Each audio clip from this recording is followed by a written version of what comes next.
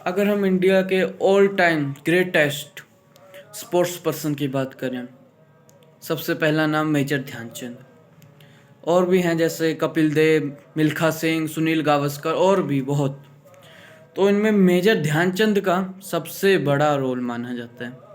Major Dhyanchand India के खेल को एक नई दिशा की ओर ले गए थे। मेजर ध्यानचंद का जन्म 29 अगस्त 1905 संगम की नगरी प्रयागराज में हुआ। इसे पहले इलाहाबाद भी कहा जाता था और कई निजी कारणों के कारण वह इलाहाबाद से झांसी शिफ्ट हुए। झांसी पे उन्होंने एज अ ऑर्डिनरी सैनिक आर्मी में ज्वाइन करी। 5 रुपये प्रति माह मिलता था उनको। और मेजर ध्यानचंद को हॉकी का जादूगर कहा जाता था। क्यों कहा जाता था? यहीं आर्मी ज्वाइन करने से उनका ये सफ़र शुरू हुआ। एक टूर्नामेंट हो रहा था, पंजाब इन्फेंट्री टूर्नामेंट। ये 1924 की बात है, ऐसे ही कुछ। तो वहाँ पे मेजर की टीम 2 गोल से ट्रेल कर रही थी। तभी उनके कमांडिंग ऑफिसर ने कहा, ध्यान डू समथिंग। तभी मेजर ने ताबड़तोड़ 3 गोल करे और कहाँ उनकी टीम ट्रेल कर रही थी वही 3-2 से उन्होंने मैच जीता और ऊपर से उन्होंने टूर्नामेंट भी जीत लिया। तभी से उनको हॉकी का जादूगर कहा जाने लगा। 1926 में भारतीय सेना गई न्यूजीलैंड। मेजर ध्यानचंद का पहला विदेश दौरा। बहुत तभी से उनको जानना शुरू हुआ। मेजर ध्यानचंद ने न्यूजीलैंड दौरे से उनका सफ़र शुरू हुआ और उनके अंतर्राष्ट्रीय करियर में 400 प्लस गोल। 400 मामूली आंकड़ा लगता होगा। ऐसे एक मैच में कर लो 2 गोल्स। अभी जैसे मैंने बताया 2 गोल से पीछे थी। तो 2 गोल हॉकी में बहुत बड़ी बात होती है।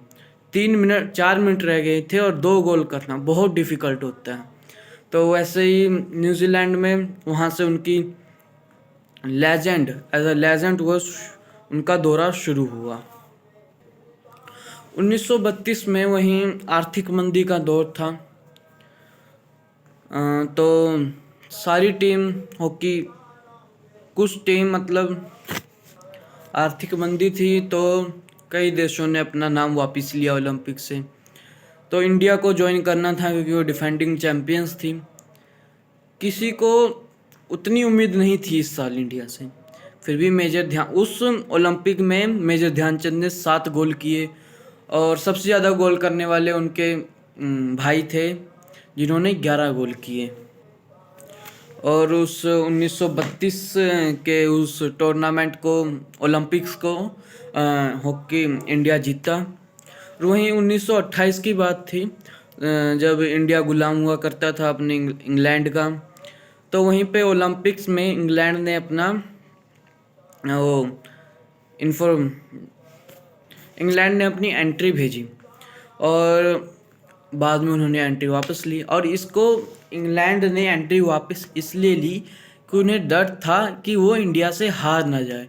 क्यों? क्योंकि उस समय इंडिया गुलाम था और इंडिया के पास मेजर ध्यानचंद थे।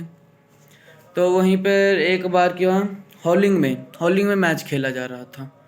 तो वहीं पे मेजर ध्यानचंद फटाफट गोल करते जा रहे थे।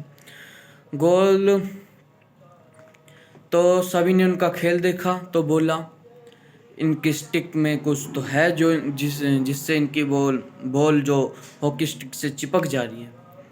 तो मैच को बीच में रोका गया, उनकी स्टिक तोड़ी गई और उसमें से कुछ भी नहीं निकला। लोग कह रहे थे मैग्नेटिक। और जापान में वहाँ ऐसा भी माना जाता था कि इनके स्टिक पे ग्लू लगाई जाती थी। ग्लू लगा के आते थे मेजर और उससे खेलते थे। और हिटलर ने भी उन्हें कहा हमारी तरफ से खेलिए। और ऐसे बहुत सारे किस्से हैं जो बहुत सारे हैं। और उसके बाद 1937 में इनको सूबेदार बनाया गया इंडियन आर्मी में। उसके बाद 1938 में वाईएसआर बनाया और उसके बाद 1948 में इन्हें कप्तान और मेजर भी बना दिया गया। तो ऐसे बहुत से किस्से हैं मेजर ध्यानचंद के। फिर 1956 में इन्हें पद्म विभूषण से सम्मानित किया गया और भारत रत्न देने की मांग उठाई गई और अभी भी चल रही है मांग, मेजर ध्यानचंद को भारत रत्न दिया जाए। अतः इनकी मृत्यु 3 सितंबर 1979 को इनकी मृत्यु हो गई और उन्हें फिर player of the year, player of the sorry इन्हें प्लेयर ऑफ द सेंचुरी इस अवार्ड से सम्मानित किया गया। हालांकि तब मेजर ध्यानचंद नहीं रहे। So thank you so much.